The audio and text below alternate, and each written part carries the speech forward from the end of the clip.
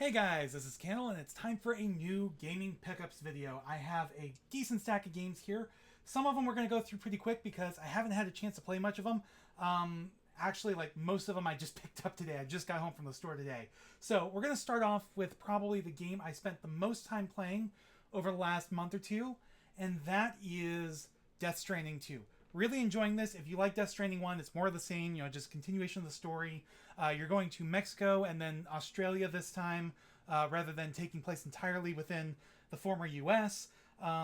Story's really weird. I'm not quite following along. I think I've picked up on a few things, and I don't want to get into spoilers, but I'm pretty sure the big thing that happens at the beginning didn't happen the way that the characters seem to have thought, and that somebody else they meet partway through is really, really tied into that. Like, it seems obvious to me, but I don't know how many other people are feeling the same. However, I could be barking up the completely the wrong tree anyways.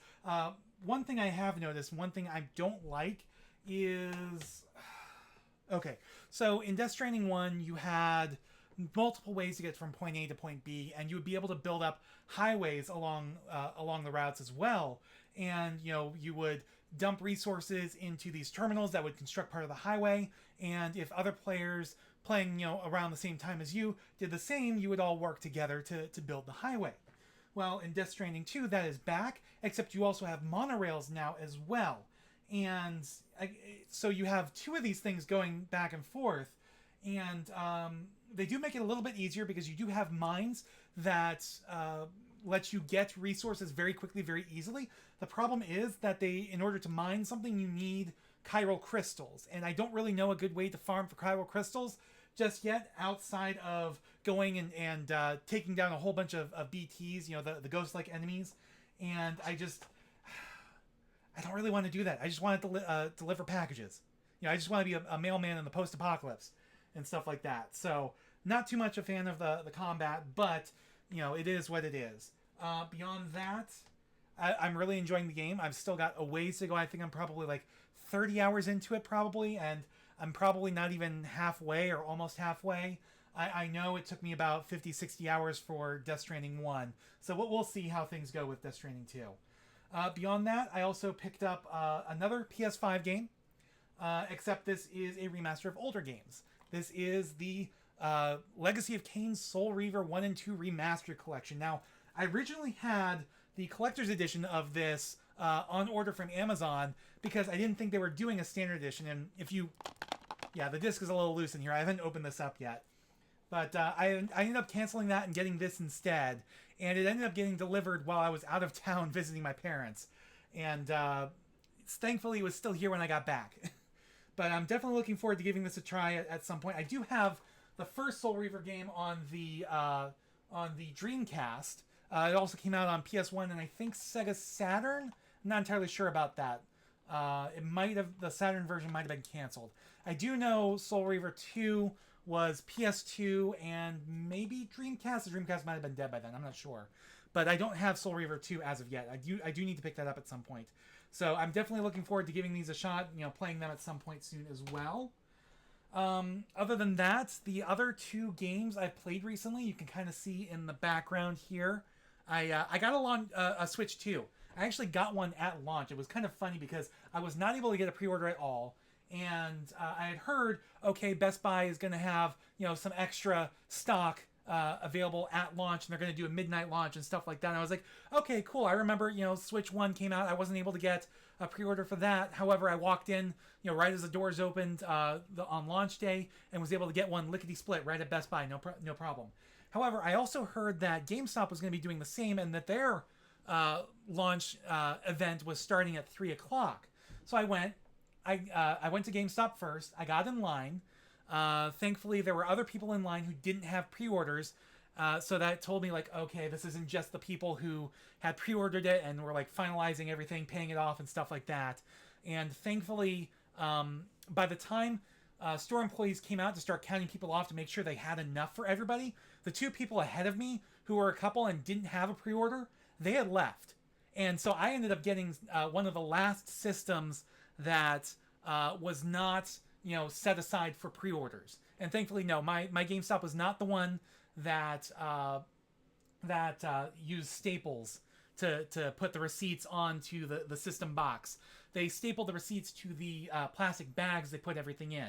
So alongside the Switch 2, which I just got the base Switch 2, I didn't get the bundle because I'm a collector. And I wanted this. I wanted the physical Super Mario Kart World. I wasn't thrilled to be paying $80 for this, and to me it's really only worth, you know, the $50 you're paying if you get the bundle. But it is an enjoyable game. I do really like it. I'm not really a huge fan of the free roam aspect. I just don't really see the point that much. I do like the racing from one track to the next. However, I think Nintendo made a misstep because when you start a Grand Prix, it's 4 courses just like always, and you run the first one. It's just like always, the 3 laps, around the track, just like always.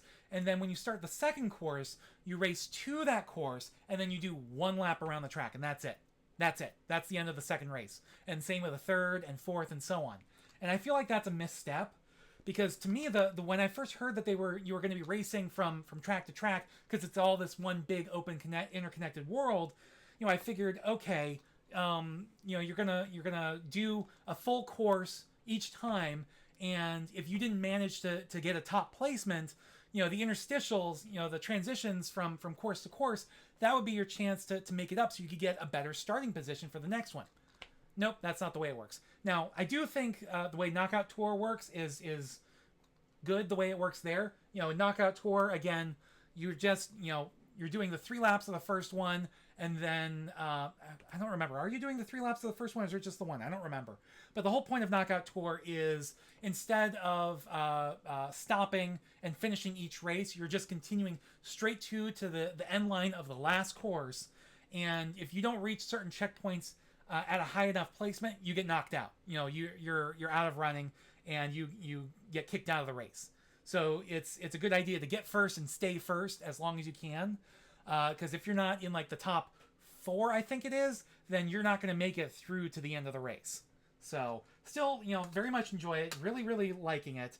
I do think it's still hilarious how much smaller the game cards are compared to the cases. Like, I get why they did this. Like, it's the same size as a Switch 1 case. So it's the same height as a Blu-ray case, a little bit thinner, not as wide, not as deep, but it's the same size as a Switch 1 case. I even like the spines here with the Switch logo and the 2 and the colored backgrounds against the titles and stuff like that. However, I don't like the banner on the front. This is a lot of empty, wasted space to me, and to me, the way they could have done this is still, have all this information, except instead of having it stacked vertically like this, take the Switch emblem and the 2, put them off to the side, doesn't really matter which way, and put the Nintendo Switch, up here, or better yet, Nintendo Switch right across here, and then the big 2, then the Switch emblem. Basically flip them from how they are on here. And that would take up that space, because otherwise, again, that is a lot of blank space there. So I ended up, I was thinking about getting Bravely Default Remastered. I have, all of the original games. I have Bravely Default, Bravely Second, Bravely Default 2, and Bravely Default 3. The first 2 for the 3DS, the second 2 for the Switch. And I was very much interested in getting Bravely Default Remastered. For one thing, I've never really gotten into that franchise. Like, I've got it mostly because it's sort of a Final Fantasy spinoff. Like, the team that made the first Bravely Default was the same team that did Final Fantasy, the 4 Heroes of Light on the DS, and used a lot of the same similar ideas. It's kind of still out of that turn-based job class system ethos from Final Fantasy 3 and 5. So I've really been interested in getting into those games, but I do want to start at the first one, and I'm not really sold on, dragging out the 3DS copy and playing it on this little screen anymore. I want to play it on the big screen, on my TV. So I was thinking, okay, I'll get the Switch 2 version. One problem. It's a game key card. So, of course, I didn't get that. Stupidest thing in the world. So, for the last month, I had only one Switch 2 game, and after that first week or so, my Switch 2 was basically collecting dust. Like, I do have Nintendo Switch Online. I started messing around with some of the, retro titles available through there. Like, I played through the original Golden Sun on there. A little disappointed in the fact that, despite the fact that the system can output up to 4K in the dock, all of the retro games are still, at least, the non 3D ones, the ones not except for the N64 and the GameCube, they don't go all the way to the top and bottom of the screen. So a little bit disappointed by that, but it is what it is. It's the same way it worked on the Switch. Not too much difference. However, just a few days ago, less than a week ago, another Switch 2 game came out. And it was the other one I was interested in at launch, the one that I knew I was going to get a Switch 2 for if I didn't happen to get one at launch. And that is Donkey Kong Bonanza. So I am very much enjoying this game. I'm still wrapping my head around the controls a bit. This is from the Super Mario Odyssey team, and it feels like it, and it looks like it. Like, you can definitely tell. So this is still, a collectathon where instead of getting like Power Moons or Power Stars or whatever, it's kind of like it was on DK64, where you're getting banana medals and bananas. You're not getting like standard like small little bananas. You're getting these big crystal bananas. So they really only have like 3 collectibles. You have banana medals, gold, which basically like coins in Mario, and it also fuels your upgrades and stuff like that. And then the crystal bananas, which you get enough of them, you get a skill point, and you can unlock more skills that way. The cool thing about this is that the environments are very destructible. Like, not necessarily fully destructible, but very destructible. The whole thing is like, you're Donkey Kong, you're punching left and right, and you are literally taking chunks out of the ground and ceiling and what have you. And it's very, very enjoyable, very satisfying and stuff like that. But I'm still wrapping my head around the controls a bit. I think in part because I'm spending a lot of time on the PlayStation and the Switch. Nintendo has completely different face buttons and layouts and stuff like that. So it takes some time to wrap my head around that. So other than those, though, I only have one other game I got brand new. The rest of these are all pre-owned because they're all, well, except for one, they're all quote-unquote retro now. But we're going to talk about that new game last. So we're going to start off with the most recent game that came out, and the only one remaining that isn't retro other than the new game. And that is Metaphor ReFantazio. This is from Atlus. This is from the Persona team.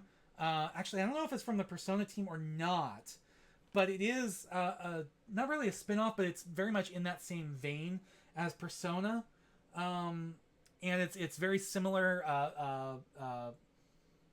combat-wise, and uses like very stylish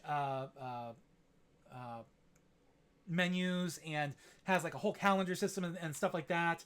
And other than that, I don't know too much about this game because I haven't played it yet. I have had this on my radar since it was first announced. I did not pick this up last year though, because again, I had that massive car repair I had to take care of, and this one just ended up slipping by me, along with a handful of other games that I'm slowly getting, and I'm very much looking forward to playing this at some point. I do know the art style is inspired. A lot of the monsters especially are inspired by the works of Hieronymus Bosch, which was a Renaissance painter who did some really gnarly stuff, like really, really interesting things. And I'm very much looking forward to seeing, the artist's interpretations of his work in this game, and seeing what the story is and stuff like that. So definitely looking forward to playing this. I've heard great things about it. Beyond that, the rest of these we're going to rattle through very quickly. Some of them I've played before, most of them I haven't, so we'll just go through.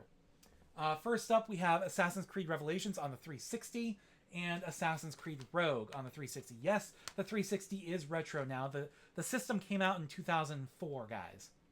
No, 2005? I don't remember. 2004, 2005. I'm pretty sure it was 2005. So that puts it 20 years old. Now, granted, these games aren't quite that old, but they're still more than 10 years old at this point. Rogue was the one that came out alongside Unity, where Unity was the next-gen game, Rogue was the last-gen game. Rather than doing a multi-platform release, they did, 2 different games that year. And, Revelations was the last of the Ezio trilogy. And with both of these in my collection now, the only one I'm missing on the 360 is Black Flag. So other than that, my 360 collection is complete, although I do want to... they had it and I didn't even think about it at the time. I do want to pick up a standard copy of Assassin's Creed 2, because one of the things I'm trying to do, and I have been trying to do since I picked up Alan Wake last year, is all of these collector's editions You can see some of them down here. All of these collector's editions I have that I've gotten over the years, those were the first copies of those games I got. So to fill out the shelves, I pulled the regular game out of there and put them on the shelf. Well, I'd like to put them back in their original boxes so everything's nice and neat and together.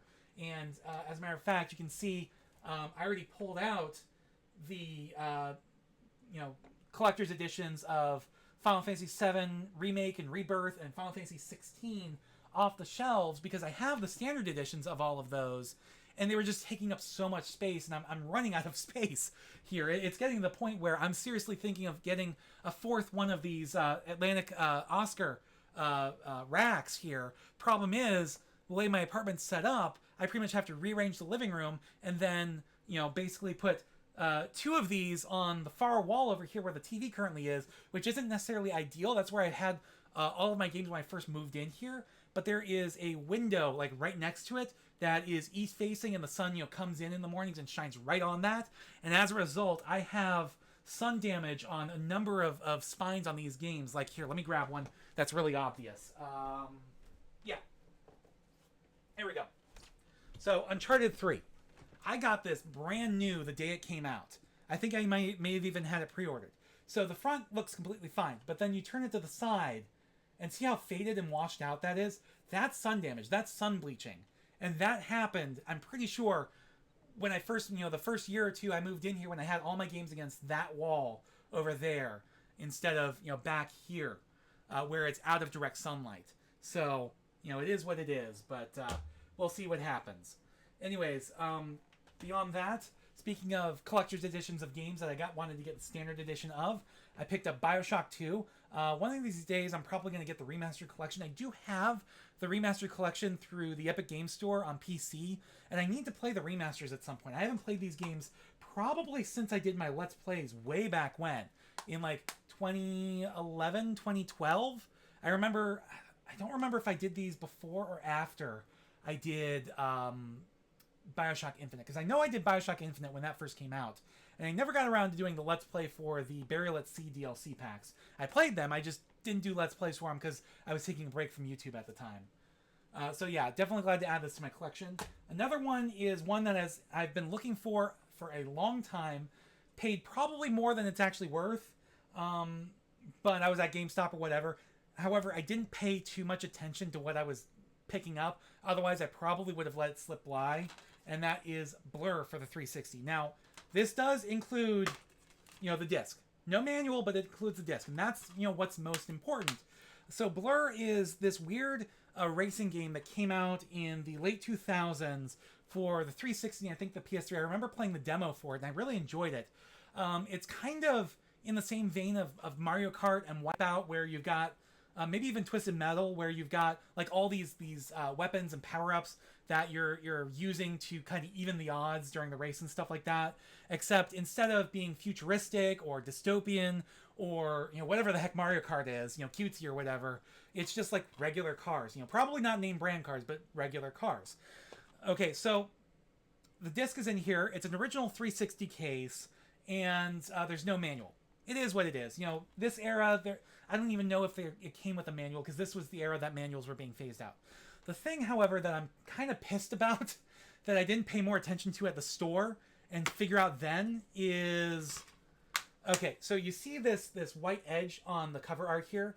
Yeah, you see how that's cut off there? This isn't the original artwork. Now, if this is a photocopy, it's a good recreation, it's a good photocopy of it on good paper stock. I mean, this isn't just, computer paper. This is, thicker, it's not quite, cardboard, but it's not as rough as construction paper, but this is, thicker stock paper, good heavy paper. And, everything looks almost as it should, other than, again, you've got, white edges around here, and it's matte instead of glossy, and you've got, stuff cut off on the side, because whatever this card was, this is probably, a piece of like A4 paper or something, or A5 or whatever it is. It's metric probably, I'm assuming. Or maybe they just cut it to size or something. I don't know. But it doesn't quite, it's not quite ideal. And this isn't the only game I have with reproduction artwork. The other one that I know is reproduction is Thunder Force 2 on the Sega Genesis. However, this one, I always thought it was weird because, okay, maybe I got rid of it. Nope, still in here. So, this is the original artwork. This is the reproduction. This game came with both. I have no idea why. So I keep the reproduction in there just because it's funny. And then other than that, I do have a couple other Sega Genesis games with reproduction artwork. Like, I'm pretty sure Fantasia and Columns are reproduction artworks as well.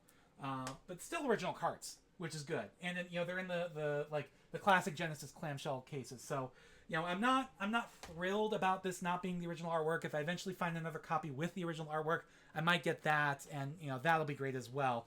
The other thing is, because it's not properly sized, it doesn't fit in here quite right. So now I have to take the time to slide that forward and fix that spine. There we go. Much better. All right, other than that, moving on. This is the only PS3 game I got this time around, which, again, also retro. Came out in 2006. Well, not this game, but actually, maybe this game did. No, this game was 2007. So this was relatively early. This is Time Shift. This is from Sierra Interactive. I want to say it's in... Oh, Saber Interactive, too. Interesting. I didn't realize they made this. Okay. So, yeah, this one I've always thought was kind of an interesting concept. So it's a first-person shooter, but you've got time mechanics involved. So you've got, like, control of time and stuff like that. So I've always kind of wanted to give it a try. This came out around, like, the same era as, like, Haze and Lair, and I always wanted to play those as well. So I do need to get copies of those at some point. So yeah, this is, you can definitely tell it's an early PS3 game because it's got the original, Spider-Man font, logo, and stuff like that. But okay, so here's a system that I would consider retro at this point. Some people might not. It's only 3 generations old, and it's not even 10 years old at this point. Came out in 2013. So that would be, of course, the Wii U. One of Nintendo's biggest missteps. Not really with the hardware itself. The hardware was good. Unlike the Virtual Boy, which was their absolute biggest misstep. The hardware for the Wii U was good. The problem was the name and the marketing, where everybody thought it was just an add-on for the Wii. They didn't realize it was like a full-throated successor to the Wii. They thought it was an add-on. They thought it was a new controller for the Wii, and that's not the case. So the games I picked up are New Super Luigi U, which is basically a sequel to New Super Mario Brothers U, where you're playing as Luigi this time. And this is a weird game. This came out as part of the Year of Luigi celebration, which was celebrating 30 years of Mario Brothers, or I think it was just 30 years of Luigi himself since his first appearance in probably the original arcade Mario Brothers game. I don't know. I don't know specifically. But anyways, this was weird when they sold it because this was basically just DLC for New Super Mario Bros. U. And it was sold as DLC. However, they also did a standalone copy in this, green case. I think it might have been the only one to actually get a green case. Everything else is, that typical Wii U kind of sky blue, robin's egg blue, or it's like Mario Red, but they also did a dual pack where it was New Super Mario Bros. U and New Super Luigi U packaged together. And they actually had that at the GameStop I was at as well, but I passed it up because I just wanted this right now. I already had New Super Mario Bros. U. I have since the launch of the Wii U. Definitely looking forward to giving this a try at some point. Again, it's basically just 2D Mario. If you've played 2D Mario, you've played, this game already. So I'll give it a run through at some point as well. However, I did also pick up another Wii U game, and this one is a weird one. So this is Tokyo Mirage Sessions Sharp FE. And I remember being absolutely mystified when this was first announced, because that Sharp FE, that denotes that this is a Fire Emblem spin-off. More specifically, this is a crossover between Tokyo Mirage Sessions, which was up until this point, I think, a Japan-only franchise, and Fire Emblem. So this is basically, when not Ninja Theory, Ninja Team Ninja. When Team Ninja and Koei Tecmo, was it Team Ninja? I don't know. It was Koei Tecmo took the Dynasty Warriors formula and made like Hyrule Warriors, Fire Emblem Warriors, and so on. So this was kind of like in that same vein, except it was Tokyo Mirage Sessions, which is like a music mixing, karaoke, dancing game. I'm not entirely sure, but yeah, this is, Atlas, where are the people who make the Tokyo Mirage games.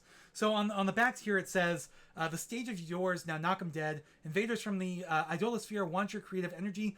Go out and break a leg with show-stopping moves. Save Tokyo from the rotting mirages.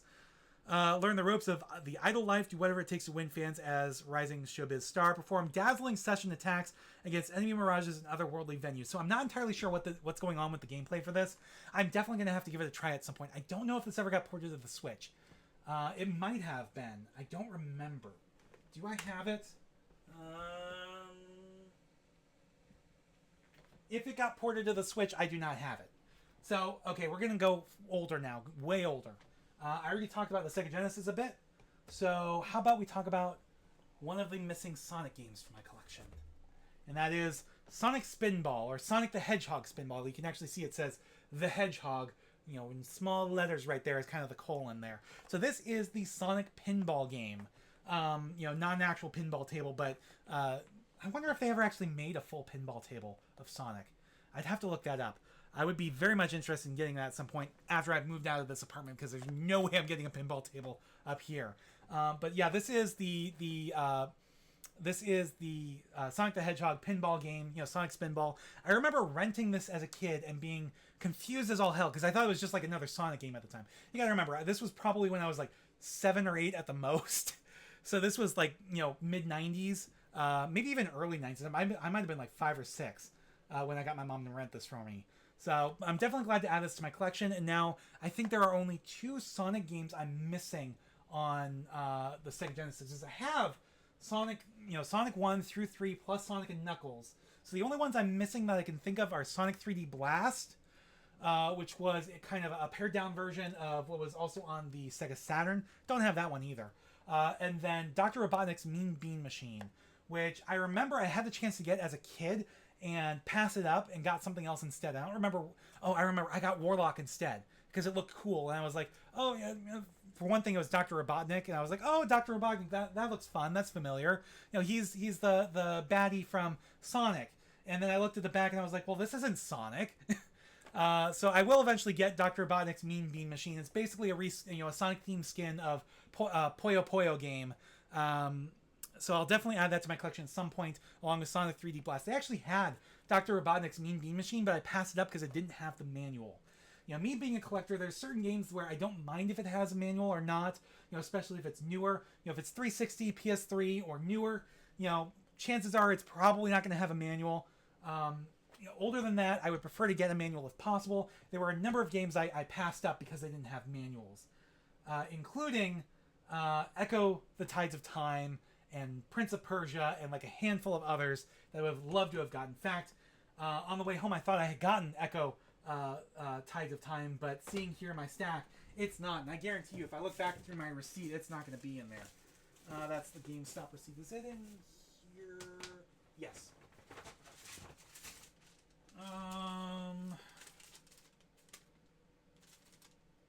So yeah, I ended up not getting it. It must not have had the manual. Alright, so the other game I did get, and the reason I got this is because it has a manual, is Phantasy Star 2. Very much interested in playing this. I played through the Sega Ages version of Phantasy Star 1 on the Switch. Really enjoyed it. One of these days I'll pick up an original copy. And I actually got the Sega Genesis collection for the 360 because it includes Phantasy Star 2 through 4, and I wanted to play those. I just never really got around to it at the time. However, I do have it now, and this is nearly complete, I think. I don't have the 110-page hint book that was originally included. I don't know if that was packaged alongside or if it was supposed to be in the case or not. However, it does have the manual, and it has an insert here with a map and armor charts and armor and weapon charts as well. Definitely glad to have that. It's got the original cartridge too and everything. It's in really good condition, so I'm glad to add this to my collection. Fantasy Star is one of like the OG JRPG franchises that kind of codified what a JRPG is. JRPGs existed well before Phantasy Star. However, Dragon Quest was the one that put it on the map, put the genre on the map. Final Fantasy was the one that said, look, we're going to be all about story. And then Phantasy Star was like, okay, it doesn't just have to be, medieval fantasy, because Phantasy Star is science fiction. Like, yeah, you have people with swords and stuff like that, but you also have people with like laser guns. And you're traveling from planet to planet in like a solar system and stuff like that. So I'm very much interested in actually finally playing this. I do know like this is where the story really picks up, and there's like a lot of good stuff going on in 3. 3 I think is like the best one, or so I've heard, and then 4 is supposed to be not quite as good, but almost. I think most people usually rank it Phantasy Star 3, then 2, then 4, then 1. I'm not entirely sure. But they had Phantasy Star 3 as well, and I almost got it, but it didn't have the manual. Otherwise, I would have picked it up. And besides that, there was another game I saw, which I kind of had to get. It's the most expensive one of this lot that I've gotten, and it's the one that pushed me over my budget. Like, I am not getting any more games the rest of this month, because I have blown past my gaming budget because of this. And that is Lunar 2 Eternal Blue Complete for the PlayStation 1. And guys, it is complete. It is all in here. Like, everything is in here. So you've got, in the game, you've got in here, you've got, it's all in there. You've got, the game. And I've got to see if there's just a standard version on the PS1 so that I can put that on the shelf and set this aside.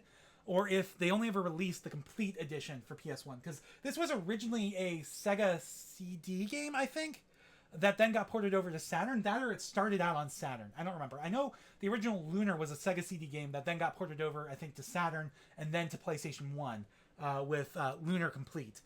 So this is Lunar 2 Eternal Blue Complete. I don't have the first Lunar game, unfortunately, but again, this is all in here. So Disc 1, Disc 2...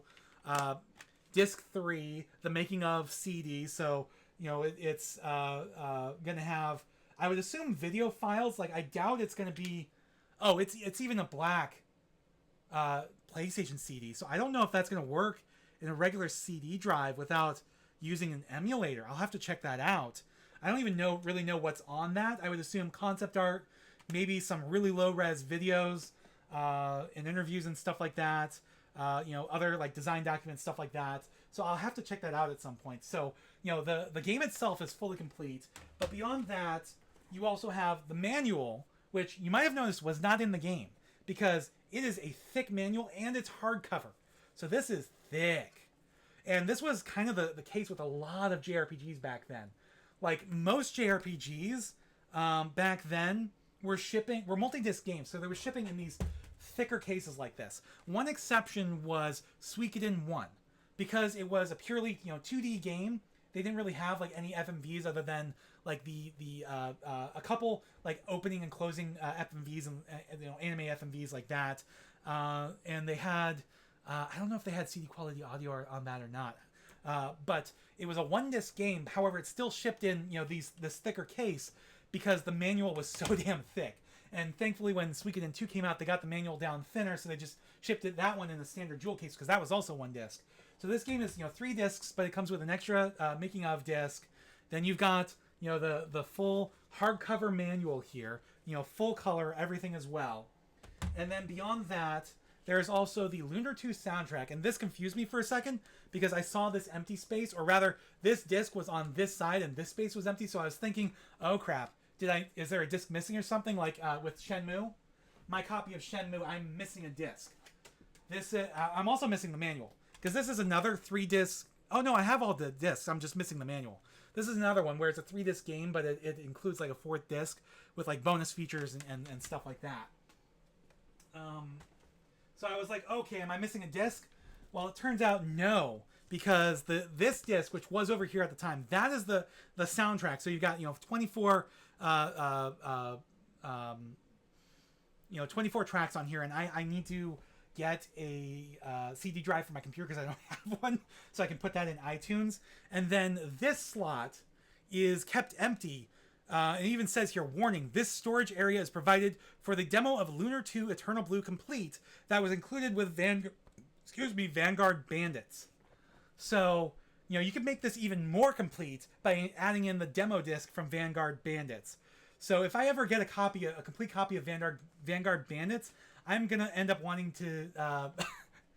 basically, I want to track down the demo disc on its own, because if I get a complete copy of Vanguard Bandits, I want to keep the demo disc in there with Vanguard Bandits. You know, that's what it came with. I like to keep things complete and original as possible. Like Squaresoft at the time. Here, let me. Vagrant Story is a good example. I think no, because that's yes. Vagrant Story is a good example. Squaresoft at the time were doing a lot of demo discs. They would include a couple trailers and one or two interactive demos in a number of their games.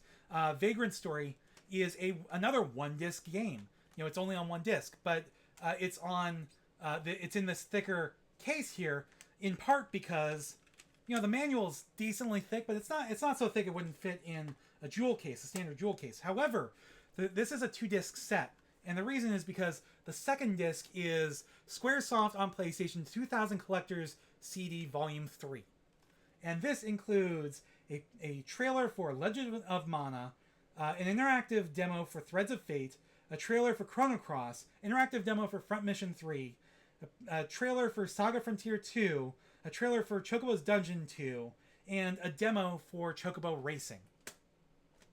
All on that second disc. And they did this for a number of games. Like, I'm pretty sure Parasite Eve 1 or 2 did it. Maybe both of them, I'm not sure. And a couple other games as well. So definitely glad to do that. However, that's not it for Lunar 2.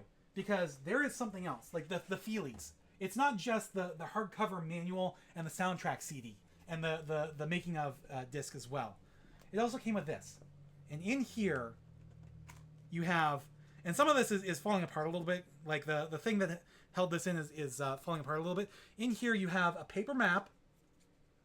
You have... okay, that's just instructions. You have these little character standees. There's like half a dozen at least of them in here. These little cardboard standees where you pop this down and you can see the character and stuff in here. I'm not going to do it all the way because it's a pain in the ass to fold back up again. So there's like... a bunch of these in here, and then there is also a full life-size replica of one of the main character's pendants in here. So yeah. Everything is here, and I saw this and I saw that it had everything, and I had to get it. And it was $160, which probably a little bit more expensive than it's really worth. In fact, if I bear with me a minute and I can check this real quick. Lunar 2. There we go. Eternal Blue Complete. So Collector's Edition. Oh, no, that's actually a reasonable price. Complete in boxes right now is $161.41. So that is actually a reasonable price because the place I got this from, they go market value on a lot of stuff, but sometimes their prices are a little bit high. So still, very much glad to do that. So it looks like there may have been a standard edition as well. Yeah, this is the collector's edition. There was a standard edition, and the complete version of that is $144. Interesting. That or there's just two different entries for the same thing. I don't know. I'm gonna have to do more research. But yeah, the photo here for the collector's edition shows everything that I have. So definitely glad to have that. Glad to add to my collection. I do need to get Lunar 1 as well now. And I also need to get like a Sega CD at some point because there's a whole bunch of Sega CD games I would love to get, including the Lunar games. I was very, very disappointed when the Sega Genesis Mini 2, which includes Sega CD games, did not include Lunar. Like the Japanese version includes Lunar 1 and Lunar 2, but not on the North American version, unfortunately. I don't know why. It would have been really nice to include it. But either way, I'm still glad to have the whole thing here. And what's also funny is there's a sticker on here. It's in really good condition too. Like everything inside is in really good condition. The box is mostly good condition as well. Like it looks really good from the front. It's showing some wear on the edges, but that's to be expected when it's like almost 30 years old at this point. It's like 25, almost 30 years. Yeah, 25 years old at this point. And there's like one tear up here, and then the seam is coming undone here. However, there's also a sticker on here I'm not sure I'm ever going to be able to peel off successfully because I don't want to rip it, from R-Zone, which was something to do with Toys R Us. I don't remember specifically what. I'm going to have to look it up. But still, I'm very much glad to have this added to my collection and stuff like that. So moving on, we're going to talk about the last thing, and the reason why I wanted to hold this to last is because it ties into what I just talked about, and that is the Lunar 1 and 2 Remastered Collection. I haven't opened this yet. When I do, this is the version of the games I'm going to play rather than the original PlayStation copy. Like, I might pull out the manual to flip through it, look at the maps, stuff like that, check out the soundtrack CD and the making of disc and stuff like that. But when I actually play the game, it's going to be this. Because modern convenience and stuff like that. Very much looking forward to this. My only experience with the Lunar games was I remember emulating the Game Boy Advance game back in the day. I never actually picked up a copy. One of these days I will. But I remember emulating the Game Boy Advance game, played all the way through it, and got disappointed because it ended at a very much a cliffhanger with like a lot of the story left to go. And so I did more research at the time and realized that the Game Boy Advance Lunar game is basically an unfinished port of the original Lunar. I think, if I remember correctly, it was like the first few hours of Lunar 1, and the idea was they were going to they couldn't get the whole game out at once, so they were going to do like multiple copies and you know, basically split the game up into chunks and do it that way. However, it either didn't sell well enough or what have you, and they just ended up not doing it.